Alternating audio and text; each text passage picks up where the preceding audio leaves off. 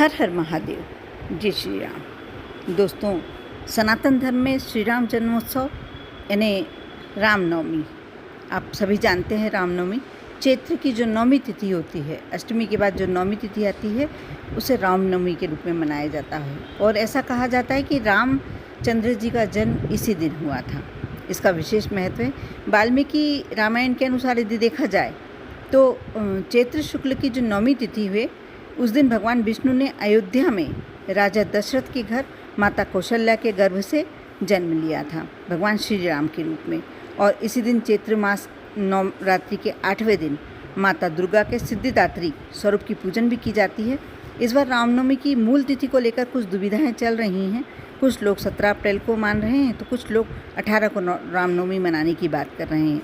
यदि देखा जाए तो शुभ योग कब पढ़ रहे हैं श्री राम जी की पूजन के बारे में मैं आगे अपने वीडियो में बताऊंगी। लेकिन और हवन में क्या क्या आप सामग्री उपयोग में लें।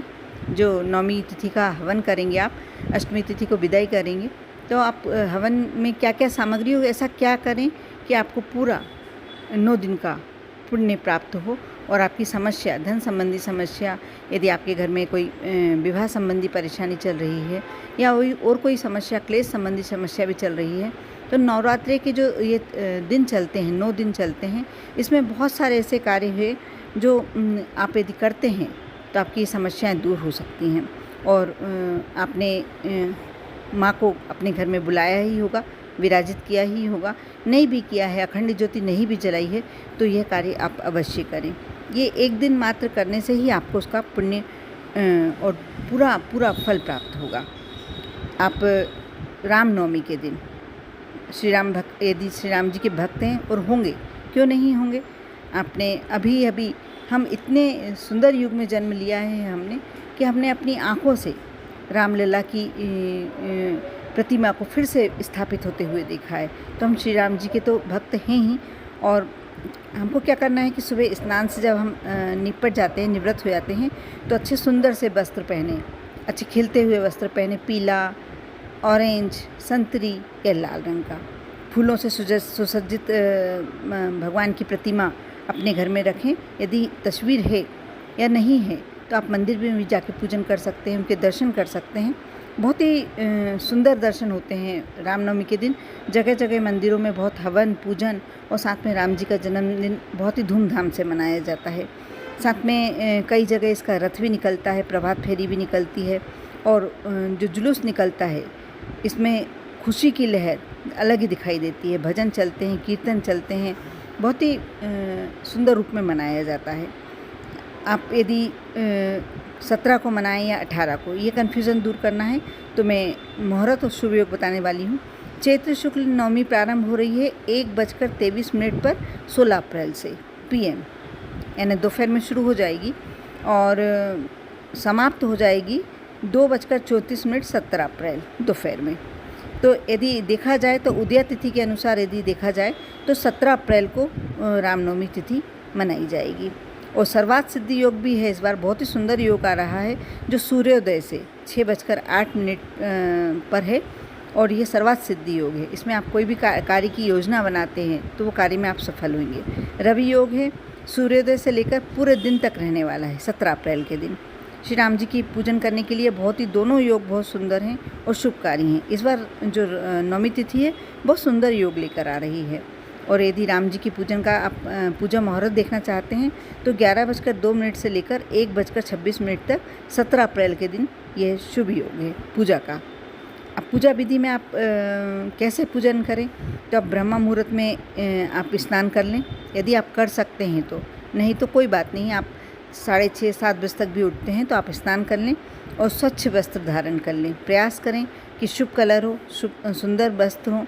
ऐसे करके यदि आप अपने आपको थोड़ी सी खुशबू, कोई भी इत्र अपने आप को अवश्य महकाएं, क्योंकि हम भगवान जी को स्मरण करते हैं। उसमें जब हम खुशबूदार होते हैं, हम इत्र से महकते हैं, तो भगवान स्वयं हमारे जीवन को और महकाते हैं।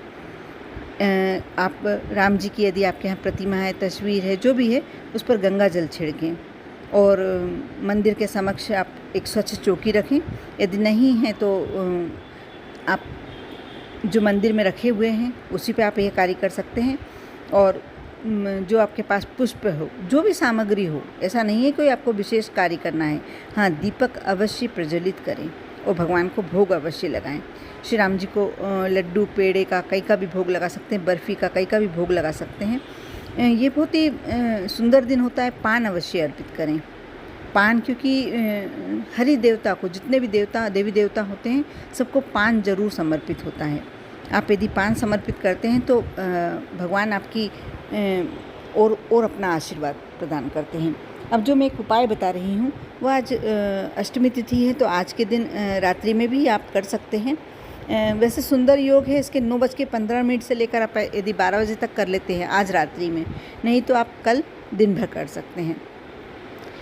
गुरुजी ने ही अपनी कथा में बताया था कि जब भी अष्टमी या नौमी तिथि होती है, आपको नवरात्रि में आपने क्या किया क्या नहीं किया एक अलग बात है, लेकिन आपको यह कार्य अवश्य करना चाहिए।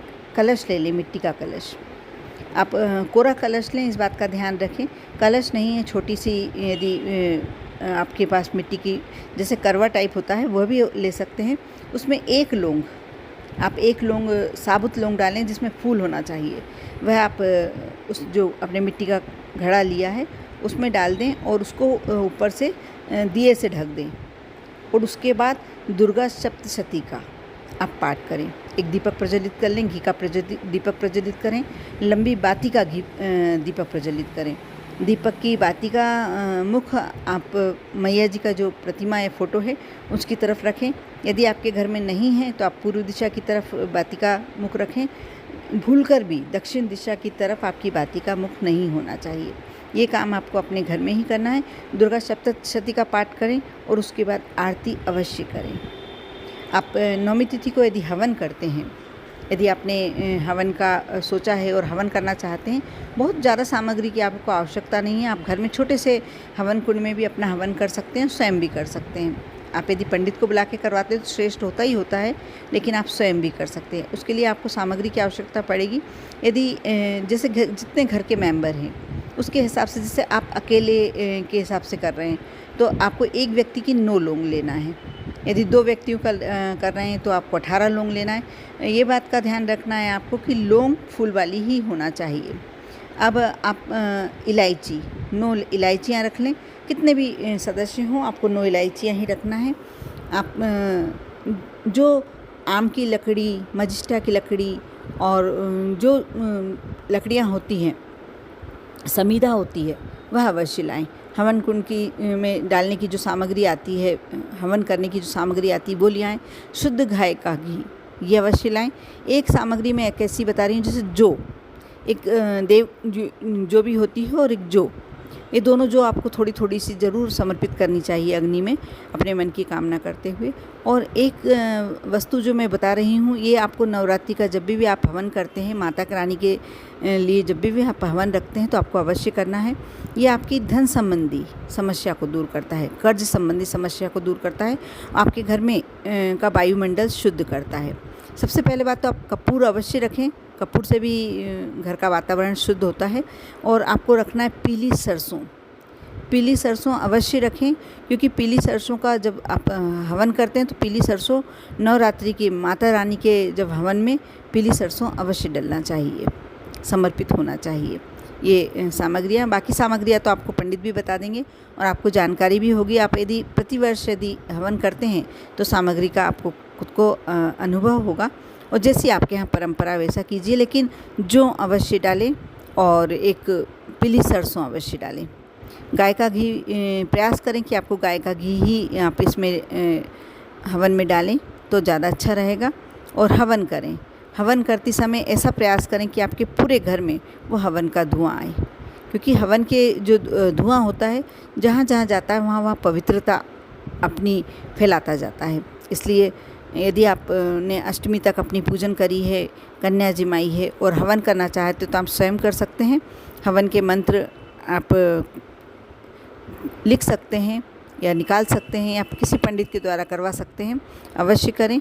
ये सारे बातें ध्यान में रख के आप यदि नवरात्रि की पूजन करते हैं तो अवश्य आपको इसका प्रतिफल बहुत ही अच्छा और बहुत ही शीघ्र प्राप्त होगा। कर देखें विश्वास के साथ। ओम नमः शिवाय।